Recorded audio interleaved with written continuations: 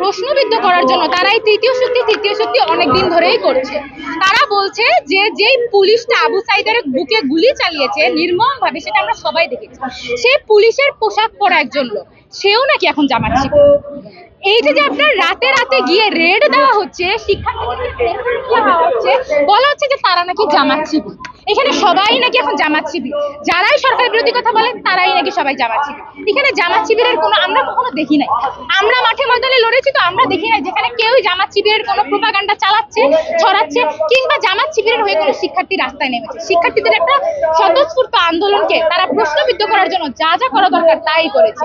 তারা হয়তো কিছুদিন পরে বলবে ছাদে আকাশে কোনো র্যাবের হেলিকপ্টার উড়েনি, ওরা হচ্ছে জামাত শিবিরের লোকজন উড়েছে। এটাও আপনারা দেখতে পারেন যে আসতে পারে। এটা নিয়ে আমাদের তেমন কোনো মাথা ব্যথা নাই।